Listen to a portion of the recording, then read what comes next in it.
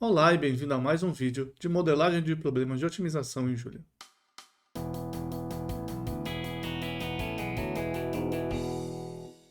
No vídeo de hoje nós vamos falar do problema de transporte e transbordo. É um problema bastante interessante, é relativamente simples, mas tem algumas restrições é, suficientemente válidas para a gente analisar. Eu já falei dele no vídeo de modelagem, mas agora eu vou dedicar simplesmente ao problema e não à modelagem geral, ok? Então vamos lá. Então o problema ele é dado por você ter duas partes separadas, uma delas que produz alguma coisa, que gera alguma coisa, e alguma outra que consome essa mesma coisa, tá? A maneira mais simples de visualizar é que você tem produção em fábricas, você tem estradas que você pode tomar, ou trajetos que você pode tomar, e você tem, no fim desse trajeto, uma loja por exemplo, ou, enfim, um centro de distribuição daquele produto, tá? Então você tem alguém que produz e você tem alguém que demanda, beleza? Essa é a questão. É, a priori, você sabe a demanda das coisas e você sabe a produção das coisas. E para simplificar, o que a gente faz é assumir que você produz exatamente quanto você vai quanto você demanda, tá? Então não é um problema de demanda, não é um problema de previsão de demanda, não é um problema de você fazer estoque de tipo dias. A versão mais básica é simplesmente eu vou produzir exatamente quanto estão me pedindo. A minha única questão é essa que é a decisão que eu tenho que tomar.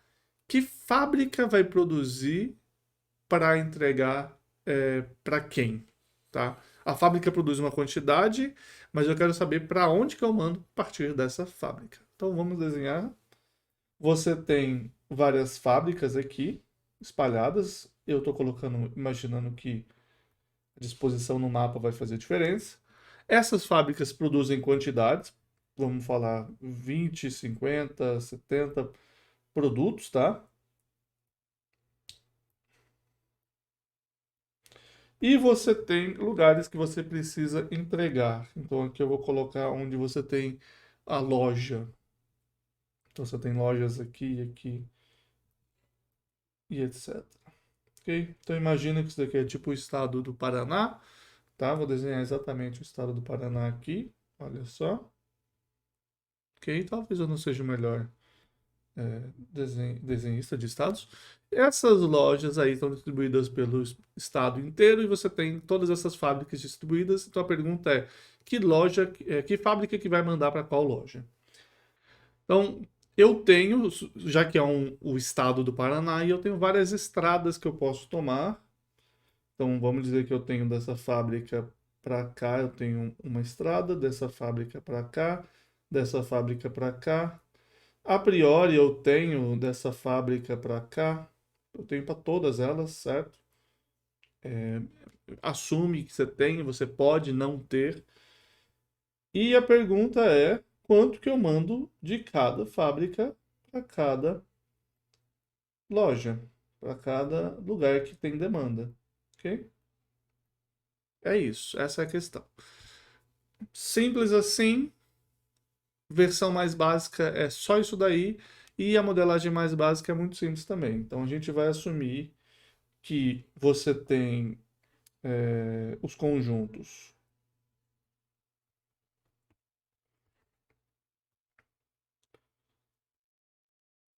I pertencente à fábrica. Então as fábricas vão de um até, vou colocar aqui um NF, não faz diferença.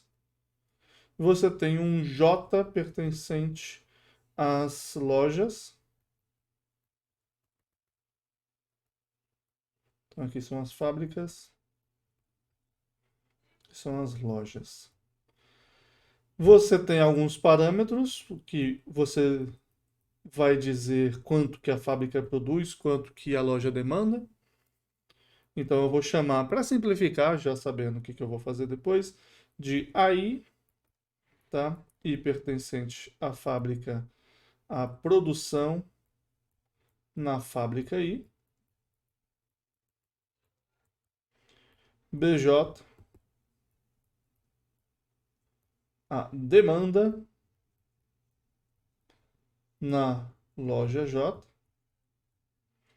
e isso daqui me diz duas informações necessárias, quanto que a fábrica faz, quanto que a loja demanda, mas eu preciso saber se eu estou levando de uma fábrica para outra, de uma fábrica para uma loja, qual que é o custo disso. Então eu preciso de um custo C e J, o I em F e o J em L, do custo de levar um produto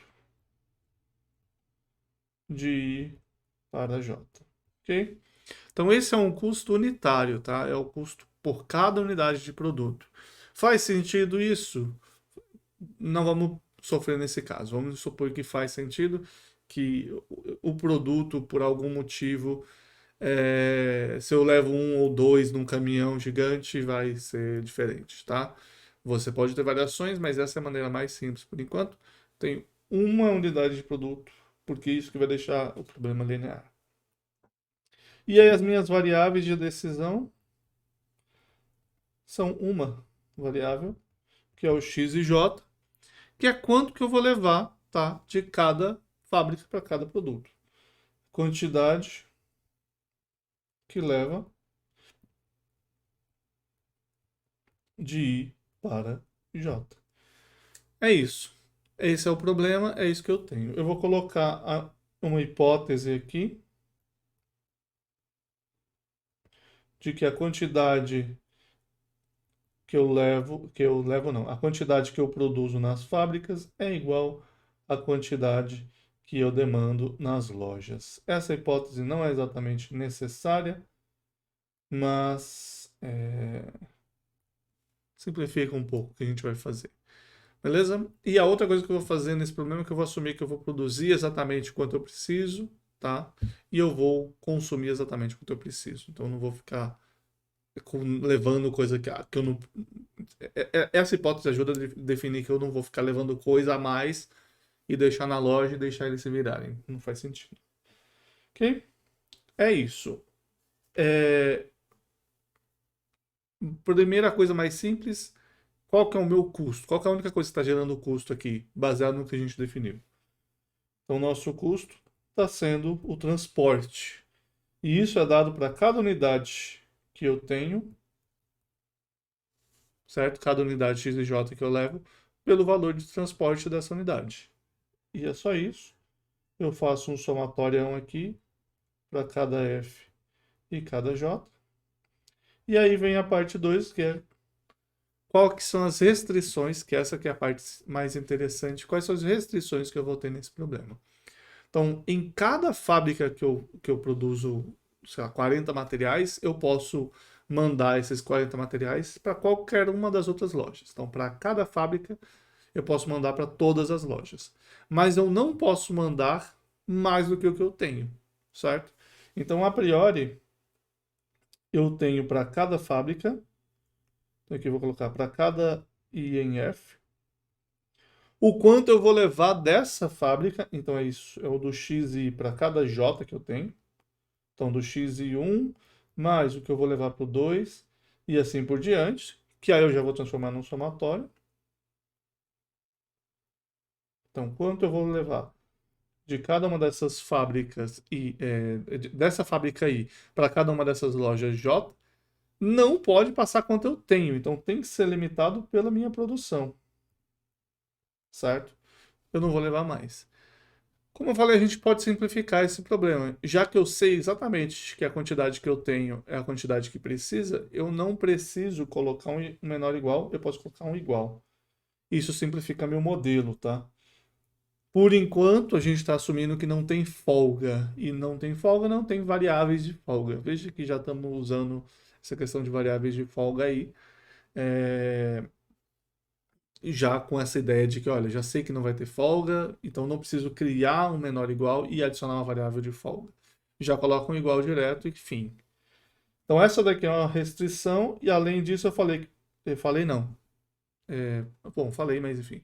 Além disso, eu sei que para cada loja vai chegar lá exatamente quanto eu preciso, mas pode chegar da fábrica 1, da fábrica 2, da fábrica 3 e assim por diante. Então, para cada loja,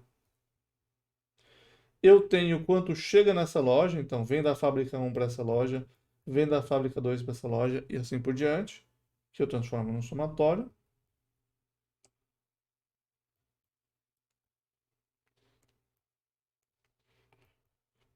Isso tem que satisfazer minha demanda. Então, a priori, o que que eu falaria? Eu falaria que quanto eu vou receber na minha loja tem que ser pelo menos quanto eu tenho de demanda. Então, tem que ser maior ou igual que o BJ.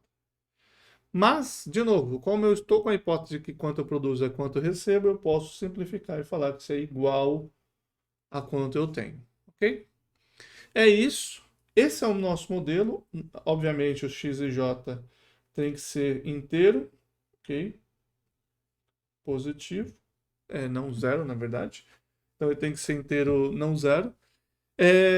Mas aqui tem um truquezinho que eu não vou comentar muito, que é, nesse problema específico, a gente pode simplificar essa restrição para falar simplesmente que o x e j tem que ser maior ou igual a zero, mas ele pode ser real. Por quê?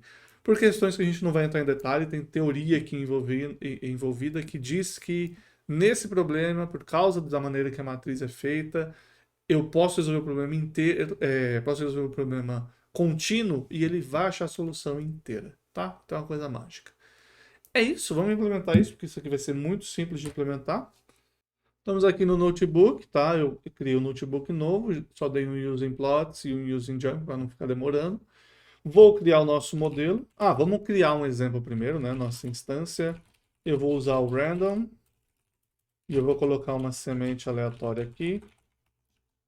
E o que eu vou fazer para essa instância é, em vez de criar valores ABC, que eu vou criar valores A e B, mas em vez de criar valor C do custo, eu vou criar posições das fábricas e posições das lojas, tá? E aí a gente vai aproveitar e desenhar isso depois. Então, o número de fábricas que eu vou usar pode ser 5, o número de lojas pode ser 8. Aí eu vou criar a quantidade de demanda que essas fábricas, essas lojas têm. Então, B vai ser um vetor de 8 posições inteiro. E aí eu estou pensando em fazer de 10 até 100, certo? Talvez seja muito variado, vamos deixar assim. E o A tem que ser um vetor nessas mesmas condições, só que ele tem que somar, a mesma quantidade que o B. E aí o que eu vou fazer é ajustar a quantidade que eu tenho no A para que ele seja igual à quantidade do B. Então aqui, while sum A for maior que sum B. Então a primeira coisa que eu vou fazer, estou pensando se eu faço uma coisa muito rebuscada, se eu tento simplificar, mas eu gosto de coisa rebuscada. Então vamos lá. Qualquer coisa você pode olhar aqui embaixo na tabela, nos horários e pular essa invenção da instância. Mas eu me divirto fazendo, então vamos lá. O que eu vou fazer aqui é, eu vou começar pegando um cara que é maior que todo mundo, então maximum B vezes ones NF. Então esse vetor aqui ele tem muito mais do que o B tem. Enquanto eu tiver mais gente aqui, eu vou pegar um índice aleatório.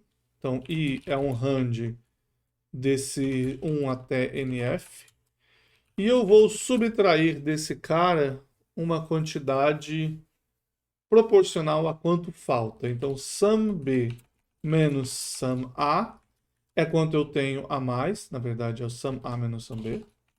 Certo? Então, suponha que eu falei, a minha fábrica, eu tenho fábrica 10 e 20. Aí eu fui lá e criei duas. Tenho lojas que querem 10 e 20.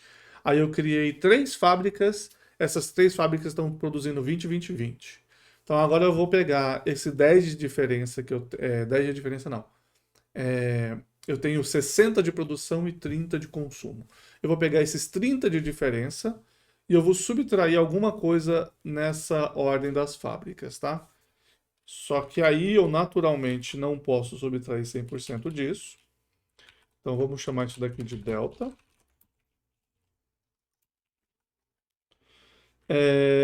Essa quantidade que eu quero é o máximo que eu posso remover. Só que eu também não posso remover mais do que eu tenho, então ele tem que ser limitado também pela quantidade que eu tenho, certo? Também não vou subtrair mais do que... Eu não quero deixar uma fábrica com produção zero, então eu vou dizer que eu... Não, vou deixar com produção zero, enfim. E aí eu vou subtrair alguma coisa entre 1 e delta. Esse sum A vai ser inteiro, esse A e J é um inteiro também. Então esse range de 1 até delta vai ser um inteiro. Eu vou subtrair essa quantidade do A. Eventualmente isso daqui vai chegar a zero, porque eu estou sempre subtraindo 1 e aí vai funcionar, ok? Como eu estou colocando uma semente aqui, a priori isso daqui vai dar um A e B igual toda vez que eu rodar. A única questão é se vai demorar demais para ele rodar. Então tá aí. O A não foi inteiro porque eu não coloquei um int aqui. Deu errado, aparentemente. Eu fiz errado, não é o máximo, não pode ser simplesmente 20, porque eu posso ter muito mais lojas, então tem que ser a soma total. E agora sim, ele funcionou. Infelizmente, ele ficou bem desbalanceado, 125 em um no outro. Então eu vou arrumar mais um pouquinho. Aqui, essa diferença pode ser muito grande. Então eu vou colocar já alguma divisão aqui. Seria metade dela. Arredonda para cima em formato de inteiro. Isso aqui dividido por 2. Então, se eu tiver que pegar só um produto, ele vai fazer essa conta.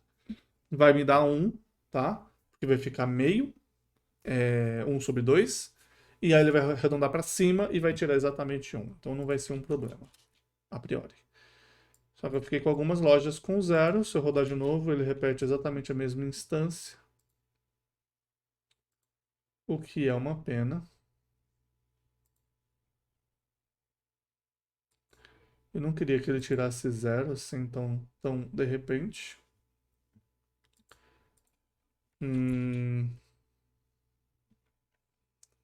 Por que tá tirando tanto de uma vez? Não sei.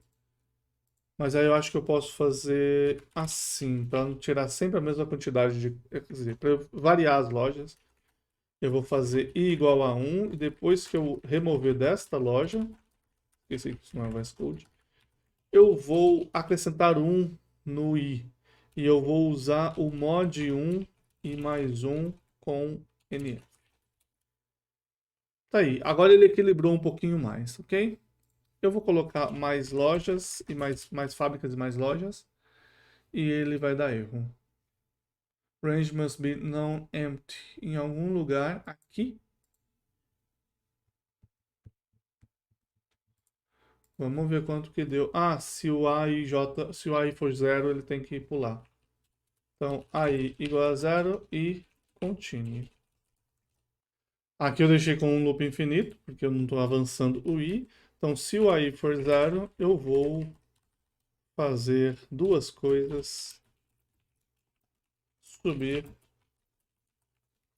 e continuar. Okay? Então tá aí, ele fez essa não ficou demorado por causa que esse delta aqui é um valor pequeno, tá? E ele remove suficiente para chegar no valor ótimo. Infelizmente, ele fica muito desbalanceado. Uma alternativa que pode demorar muito, principalmente num problema grande, isso é geração de instância, né? Então a gente não precisa sofrer. É eu remover algum valor entre 1 e 5. Só remove o valor entre 1 e 5. E ele fica bem equilibradinho, tá vendo? Para essa instância eu vou deixar isso. Se eu rodar a próxima e ele ficar muito demorado, a gente volta a usar essa um pouquinho mais rápida, que sai eliminando metade por vez, tá? Então vamos lá, estamos com a nossa primeira instância aqui, A e B. Primeira instância não, estamos com os primeiros valores de A e B, agora eu preciso dos valores das posições.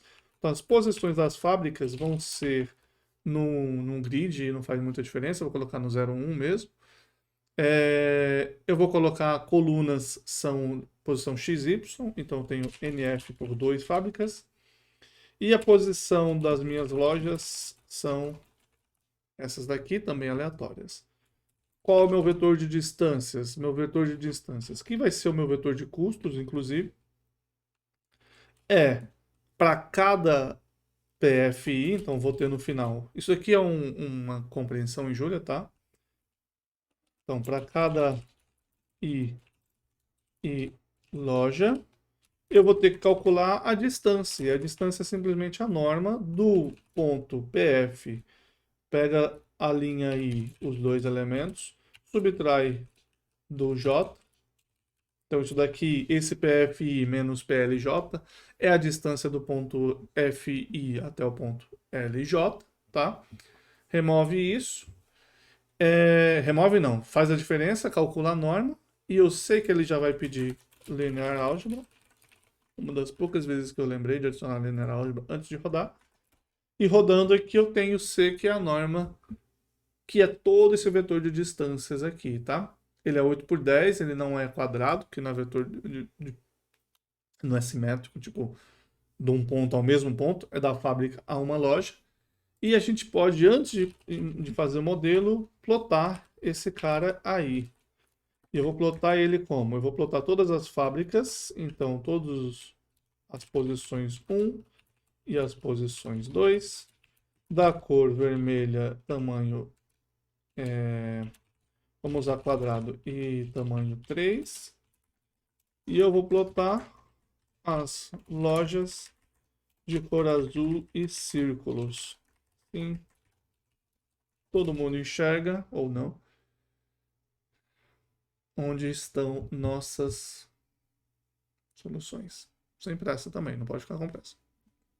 Então tá aqui nossa visualização. Em vermelho são as fábricas, são aleatórios, eu não estou usando mapa nem nada. Em azul, onde eu tenho que entregar. E agora a hora do modelo. Como eu falei, o modelo é muito simples. Eu vou começar usando o CLP Optimizer, que é o otimizador linear, não é o inteiro. Vou criar uma variável. A variável é x. Então lembra que a gente fez aquela coisa de conjuntos, que a gente pode criar um conjunto f. Aqui eu vou usar direto os índices, tá? Para não ficar sofrendo. NL, eu fico usando C por algum motivo. Eu vou colocar a minha função objetivo, que é minimizar a soma de x vezes c. Então veja essa construção do Julia. X ponto vezes c, ele faz produto elemento-elemento e soma todos. Eu acho que isso funciona, se não funcionar a gente deixa explícito. E a gente vai colocar restrições. Para cada fábrica, eu tenho que a soma do x e j vezes nada, for j de 1 até nl, tem que ser igual a i. E para cada j, que são as lojas, o for é de 1 a f e ao b, j. Certo? Essas são as restrições, são só duas restrições. Aqui em cima, a variável, eu tenho que falar que é positiva. Agora fiquei na dúvida se ele assume o default positivo, eu acho que não. Então, positivo. Tá aí as restrições. Vamos resolver esse problema. Optimize Model. Ele deve imprimir algumas coisas. E enquanto ele vai imprimindo, já vamos pegando a solução. Vou pegar um vetor x, que vão ser os valores de x. Não são inteiros, a priori. Mas vamos ver quais são esses valores para ver que eles são ou não inteiros, tá? A gente depois não falar que a aproximação está errada. Eu vou arredondar a solução. Ele deu que é infactível esse problema, o que é interessante, já que não era para ser infactível. Então ele deu infactível porque eu esqueci não, né? Eu mudei aqui em cima e esse range também tem que estar limitado pelo valor do sum A menos sum B. Então ele estaria infactível nesse caso mesmo. Rodei de novo. Ele agora resolveu, tá? Aqui não muda nada visualmente, ele só mudou o valor de A e B. Ele agora resolveu e eu pegando o valor da solução, eu tenho aqui. Ele está aproximando, sei lá quantas casas decimais, provavelmente 6, 8. Você consegue ver que é tudo ou tudo acabando com 1.0, então ele está suficientemente inteiro pra gente. Eu vou arredondar para inteiros, certo? O método ele retorna floats, então se ele retornar 10 a menos 6, eu quero arredondar para zero para poder fazer a conta se for zero. Essa é a nossa solução. O valor de função objetivo está dado aqui, lembrando que você pode pegar esse valor usando objective value, tá? Opa, value do modelo ou sem nada? Do modelo, daí. E eu vou desenhar essa solução, tá? Então vou fazer um breve desenho aqui, for i de 1 até nf, for j de 1 até nl. Se o x e j for maior que zero, eu vou desenhar, como eles têm os valores gigantescos, tipo 18 e 22, não dá para eu desenhar demais, né? Digamos assim, eu queria colocar a grossura da linha como esse valor. Não vai dar. Eu vou simplesmente plotar o ponto que vai do PFI até o PLI. E eu tenho que colocar esse 1 e 2, que são as coordenadas x e y. Era j aqui, não era i. Volto a fechar. Cor. Vamos colocar a cor magenta, porque não importa. E uma flecha, porque é divertido. E aí um plot exclamação no final para ele desenhar e mostrar pra gente. Aqui estão onde ele fez a entrega. Então, este cara entregou para esses dois, este cara entregou para esses dois, este cara entregou para esses dois, e assim por diante. Você consegue ver as entregas que foram feitas e por quem. Legal? Então, esse problema é interessante por vários aspectos, tem várias restrições que a gente está colocando nele aí. Eu estou assumindo que eu tenho que usar, mesmo que esse cara aqui, olha, ele é longíssimo, tá super longe. Eu tenho que usar o, a produção dele para cá, tá? Então veja que eu estou fazendo isso da hipótese que eu coloquei de que quanto eu produzo é quanto eu entrego. Se eu mudar essa hipótese, na hora que eu coloquei desigualdades, você deixa desigualdades. E ele usa isso. Ele vai lá e produz mais. Se está mais perto, eu vou entregar tudo por essa fábrica aqui. Legal? É, possivelmente deve dar para fazer alguma análise em cima disso para você ver se, olha, se em vez de eu ter essa fábrica, eu aumentasse a produção aqui, eu entregaria nessa fábrica, e aí ele vai ver que opa, provavelmente sim, faz a conta de fechar a fábrica e aumentar a produção dessa e ver se é financeiramente viável você deixar essa estrada sendo usada ou não, tá? Em algumas situações é viável deixar a estrada sendo usada e fazer a fábrica num lugar mais barato. Beleza? Fantástico. Essa é a nossa versão 1 do problema. Vamos falar da versão 2. A versão 2 do problema vai complicar um pouquinho a situação colocando transbordo na coisa. E aí eu não vou reescrever tudo isso daqui, eu vou ajustar. É uma das graças de poder ficar editando isso. No lugar de eu mandar da fábrica para a loja, eu vou mandar para um centro de distribuição, tá? A fábrica produz uma quantidade gigantesca, ele manda um monte disso para alguns centros de distribuições, você vai ter poucas fábricas, mais centros, às vezes não mais, mas enfim. Os centros recebem de várias fábricas, ajustam em caminhões menores e mandam para as lojas. Então isso é um pouquinho mais parecido com o que você tem em algumas situações, tá? Então você vai ter alguns CDs em lugares estratégicos, certo? Que no nosso caso não é nada estratégico, é só aleatório. E aí você, em vez de fazer esse trajeto aqui, você vai fazer o trajeto de mandar primeiro para o CD, certo? Então você tem que fazer isso daqui, você pode fazer dessa maneira mágica. E aí depois que você tiver isso, você manda dos CDs para as lojas. A loja não manda de uma para outra, poderia inclusive. É uma outra variação que a gente não vai estar fazendo. É... Acho que fiz certo, eu não estou sofrendo muito com isso. Sim, lógico que não tem. É isso, essa é a única diferença. O CD vai receber tudo e vai mandar tudo embora. Já coloquei já a nova restrição. Tudo que eu recebo é igual ao que sai, certo? Essa é a diferença nova desse problema. Vamos ver o que muda. Além desses dois conjuntos, eu vou ter mais um conjunto.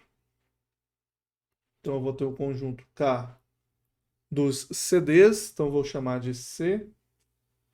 Ok? Os centros de distribuição. Eu tenho parâmetros A, eu produzo na fábrica, B, recebo na loja. Por enquanto, só isso. Custo de levar um produto de I para J. Bom, agora eu tenho o custo de levar o produto de I para K, porque é onde eu vou levar primeiro. Certo? Então, tem o C e K. Só que eu também tenho um custo de levar de K para J. Então, eu vou chamar isso do custo 1 e eu vou criar um custo 2. Tá?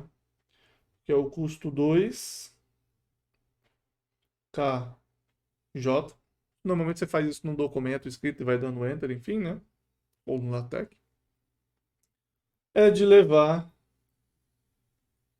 vamos escrever só um pouquinho a mais, o custo de levar uma unidade de K para J. É uma pouca diferença que apareceu. Variáveis x e j, quantidade que eu vou levar de i para j, já não vai ter mais isso. Eu vou ter x e k, de i para k. E eu vou criar um xkj, e eu vou fazer a mesma nomenclatura, 1 e 2. Tá? Eu poderia fazer x e y, mas eu resolvi não fazer isso porque eu sou assim, eu quis. Quantidade que leva de k para j. A hipótese continua sendo a mesma. E o custo aqui, ele passa a ter a versão 1 mais, e aqui não é mais J em L, é K em C, mais 1 para o K em C e o J em L, C e J2 e o X, opa, KK, KK e KJ. Como diriam meus alunos, KKKJ. Não sei porquê, coisa de jovem. Então, o que muda? Quantidade que eu produzo na fábrica, mas eu vou mandar do X ir para o K, não é mais para o L. Quantidade que eu produzo continua sendo limitada por quanto eu produzo. Quantidade que eu envio, desculpa, continua sendo limitada por quanto eu produzo. Quantidade que eu envio, e aqui é 1. Quantidade que eu envio para... Só um minuto. Quantidade que eu recebo do centro de distribuições agora, não mais das fábricas. Então aqui é o X2. Eu tenho aqui o X1 e o X2, claro.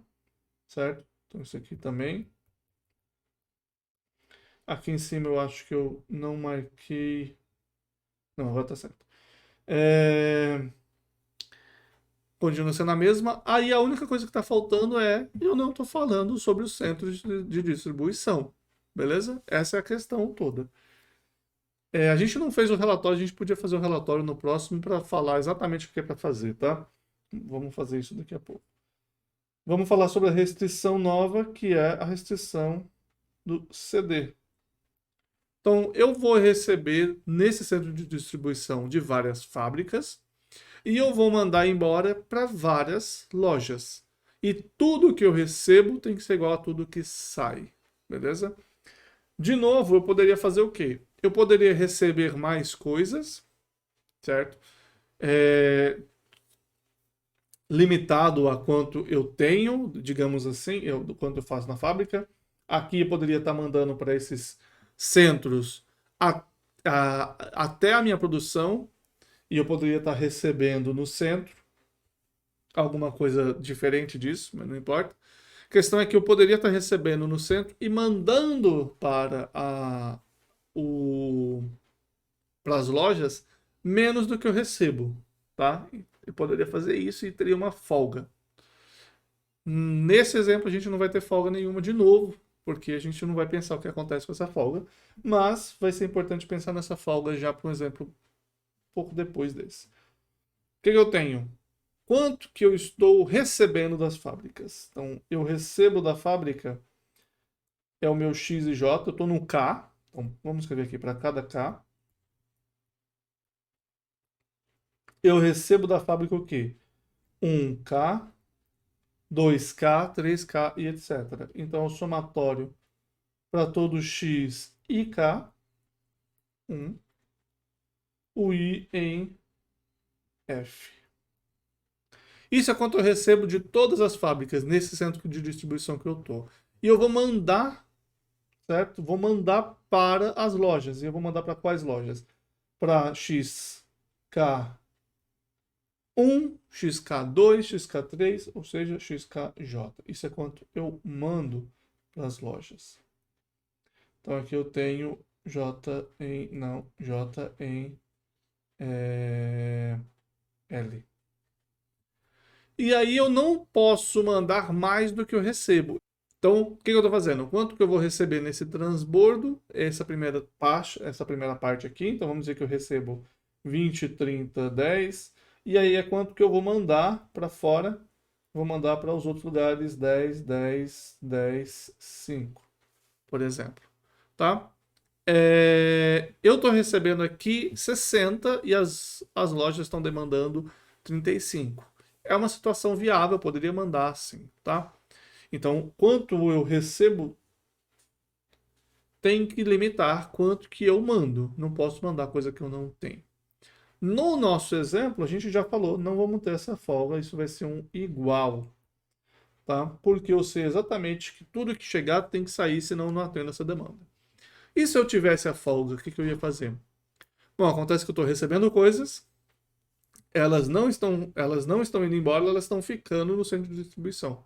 Então isso é uma maneira clássica de você fazer o estoque no centro de distribuição. Você considera que essa folga é o seu estoque. Legal? É uma coisa simples de você colocar mais aí. Obviamente, no nosso exemplo não faz muito sentido, já que a gente não está falando de tempo, então não tem estoque aqui ainda. Beleza? Esse é o nosso exemplinho. Essa é a diferença que a gente tem e é só isso. Vamos lá mudar. Estamos de volta aqui na geração da nossa instância. De novo, se você não quiser ver os detalhes, você pode pular. Eu vou colocar que eu tenho 5 centros de distribuição e as posições desses centros são nos PCs aqui. C1, eu vou colocar C chapéu 1, inclusive eu posso fazer assim. Eu já vi que vai dar trabalho porque eu estou no notebook. Notebook eu não gosto de ficar escrevendo. Ele sofre. Eu vou ter o C1 e o C2. O C1 é da fábrica para o centro de distribuição. E o C2 é do centro de distribuição para a loja. Então aqui é K de 1 a NC. E aqui também. Esse nosso C1 C2 rodou, funcionou, não deu erro em nada. E vamos pintar.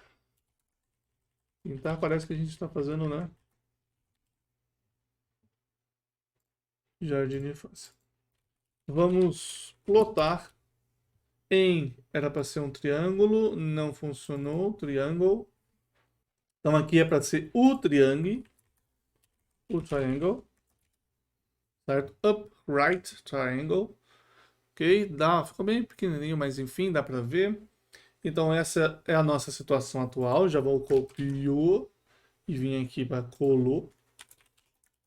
E aí eu não tenho mais o X, eu tenho o X1 e o X2. Ok? Aqui vai de K. Note que esse IJ aqui, IJ e K, eles não são necessários para nada. Eu poderia usar I em tudo, ou nem colocar. Mas é uma boa prática, tanto para você poder lembrar depois, quanto você poder explicar depois, quanto para você poder debugar depois, porque às vezes você faz erros, tá? Eu também poderia e às vezes deveria estar usando nomes melhores do que IJK, mas nessa situação achei desnecessário. É, porque não é tão complicado assim aqui. Vai ficar, ou pode ficar, mas não por enquanto. Então aqui de novo, quanto que eu envio, tá? Lembrando que são as mesmas restrições de antes, tá? Vou mostrar aqui de ladinho para você. Vou inclusive fazer assim, para você ver. Elas estão aqui, certo? K em C e K em C, agora os somatórios. Isso que mudou. E a restrição nova que vai aparecer é esta daqui.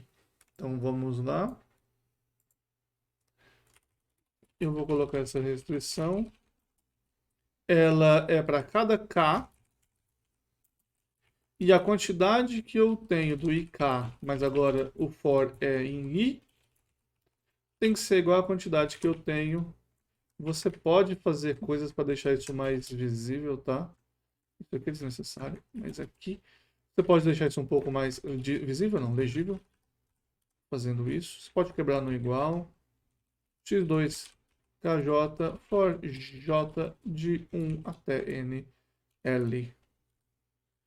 Eu gosto de fazer assim porque, enfim, formato que eu sigo. Esse é o nosso problema. O IJ está ali. Eu posso remover já a tabela, certo? Resolveu. Rodou rapidamente. X1. Vamos ver se ele continua inteiro. Continua inteiro. X2 vai ser a mesma coisa. Certo? Mesma coisa. Inclusive eu passei a arredondar antes. Então talvez eu esteja roubando. Velho X1. Tem que ser ponto. Certo? Inteiro. E X2 também. Esse igual simplifica muitas coisas. E ver o valor de função objetivo continua sendo bom, é um valor aí. Não é muito real e não é inteiro por causa das distâncias. Plotando, agora eu tenho for i de 1 a NF e o K, o X1, K, PF, PC, K, PF, PC, K. E a mesma coisa aqui, só que K, J, NL, X2, K, J. Eu vou fazer esse trabalho todo para deixar bonito, ou menos feio. J2. Magenta estava antes, vamos colocar verde, já foi ciano. Desculpa aí quem for daltônico pelas cores horríveis, tá? Não está dando para ver 100%. Eu vou fazer só uma mudancinha. Pegar essas três pessoas e colocar no fim para você ver os pontinhos em cima. Então você consegue ver aqui os vermelhos agora mandam para os triângulos, certo? Os quadrados vermelhos mandam para os triângulos. Tem um centro de distribuição não utilizado, você não precisa usar ele. Nesse caso é óbvio que ele é uma porcaria, mas enfim. Você manda para eles e aí você coloca deles para os azuis. Legal? É, É isso aí, esse é o nosso modelo básico, essa é a versão simples do problema, pelo menos, tá? O que dá para fazer agora para deixar ele mais interessante, problema de transporte? Você pode falar sobre esse problema, você pode falar sobre essas seguintes complicações aqui. E aí eu vou deixar você se divertir um pouco fazer isso. Quem sabe no futuro a gente faz a versão avançada. Múltiplos produtos. Ok? Então a primeira coisa que acontece que faz sentido de você pensar que eles têm custos diferentes, por exemplo, ou demandas diferentes, você tem fábricas que produzem múltiplos produtos, tá? Então sua fábrica usa a mesma matéria-prima e ela faz várias coisas diferentes com aquela matéria-prima, certo? Seja itens de móveis ou comida, enfim. Então você vai ter múltiplos produtos ali. E aí você pode ter custos diferentes, maneiras diferentes de você arrumar no caminhão, enfim. Estoque. Segunda coisa muito útil, certo? E aí você, dentro desse estoque, você tem uma janela de tempo, senão não faz muito sentido. Uma coisa muito útil, muito prática, muito comum, é você produz, você tem uma produção que você vai ter que atender essa tal demanda aí, mas você, por um motivo ou outro, você pode ter limitação em quanto você pode produzir num dia, você já pode pensar em produção aí, né? Ou faz sentido você produzir numa loja, estocar no centro de distribuição para mandar para mais lugares, do que produzir em duas para mandar em um só, enfim. Colocar no o estoque é interessante, você passa a ter um custo de estoque daí. Aí faz sentido nessa situação você não produzir 100%, você ter limitação na sua produção, tá? Então agora esse problema de estoque com janela de tempo, ele cresce muito mais do que só isso daí. Você teria também capacidades máxima. Seu veículo não aguenta levar tudo, por exemplo, tá? Então você vai levar só 150 produtos por viagem. Você não pode fazer isso por dia. Tem a ver com janela de tempo também, tá? Então, sua capacidade máxima é aquela. Pode você ter limitação de capacidade máxima no centro de distribuição também. Você fala, olha, eu tenho vários centros de distribuições, mas a quantidade que eles podem receber é limitada. Então, naquele caso, ficou um vazio. No nosso exemplo, ficou um vazio, né? Porque a gente podia mandar tudo para outro, mas se não pudesse, talvez eu tivesse que usar o outro centro de distribuição. Ok? Então faz sentido capacidade para eles também. E, enfim, dá para você fazer várias brincadeiras a mais aí, deixando o problema realmente mais próximo do que você acharia que ele é real. Você fala, olha, eu tenho custo, mas não é que eu vou produzir uma unidade, ela vai gastando R$ 1 e se for duas, vai R$ 2. Eu vou ter o custo de, se eu for produzir qualquer quantidade de unidades, eu tenho que usar caminhões. E aí eu tenho capacidade no caminhão, então eu tenho que preencher aquele caminhão com aquela capacidade. Se eu passar dela, eu tenho que usar outro caminhão, então complica. Mas se eu gastar um caminhão com uma ou com 10 unidades, tanto faz, ele vai do mesmo jeito. Você pode acrescentar aí um pelo peso que ele vai demorar mais ou simplesmente ignorar isso. Então esse é um problema interessante que você teria aí uma quantidade de caminhões. Tá? Eu acho esse problema interessante porque ele deve dar um trabalho, mas legal. Você teria lá um caminhão de 1 até 50 unidades, por exemplo, do que você está fazendo, é um gasto de um caminhão, certo? É outro exemplo onde vale a pena você ter várias fábricas que produzem mais do que o que você vai entregar, porque pode ser que uma fábrica fale assim, olha, eu posso produzir até tanto, mas não vou produzir esse produto. A outra fábrica produz, porque ela já está fazendo 7, ela faz mais 13 e leva num caminhão só. Interessante. Começa a ficar muito mais real. E começa a ficar grande inteiro. Começa a acrescentar todas as partes de logística. É mais bonito assim. E eu desejo sorte para você fazer ele. Então esse foi o nosso vídeo da modelagem do problema de transporte e transbordo. Deixei alguns exercícios para você fazer partes mais avançadas. Se você quiser ver essas partes, ou quiser pelo menos perguntar alguma coisa, deixa um comentário aí pra gente. Por favor, se inscreve no canal e deixa um like e aperta o sininho para receber notificações quando vídeos novos chegarem, ok? Então é isso, muito obrigado e a gente se vê semana que vem.